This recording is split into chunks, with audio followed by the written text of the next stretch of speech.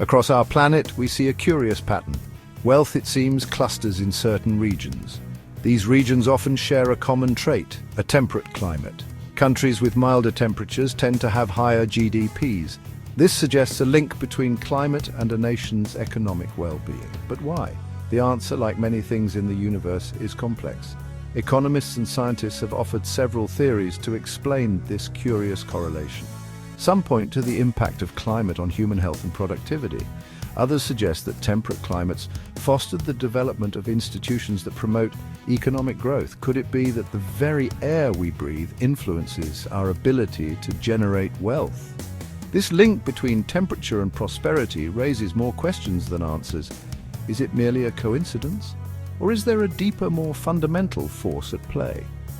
To unravel this puzzle, we must journey further, exploring the various theories and counter-arguments that attempt to explain this curious link between climate and wealth.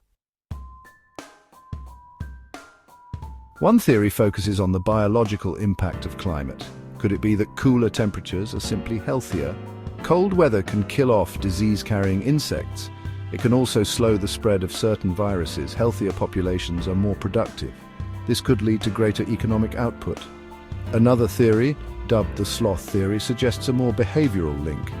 Ancient Greeks believed that hot climates bred laziness. They observed that people in warmer regions were less driven. This lack of ambition, they argued, hindered innovation and economic progress. Of course, this theory is now considered overly simplistic and culturally biased.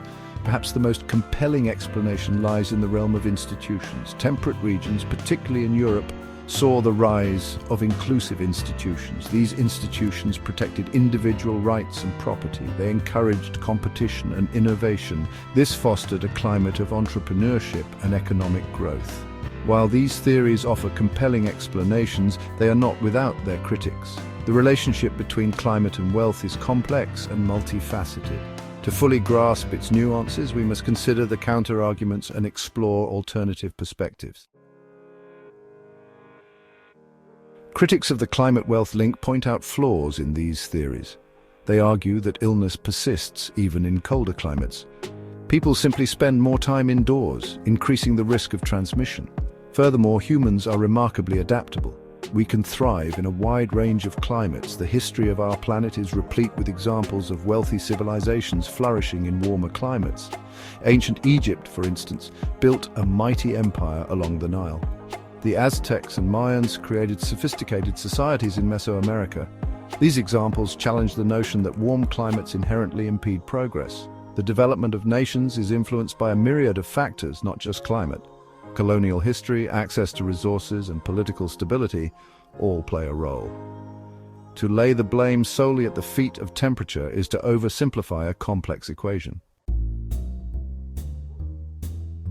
Finally, we must question our very definition of wealth. GDP, the most common measure, is a flawed metric. It fails to account for income inequality, environmental degradation, and the overall well-being of a society.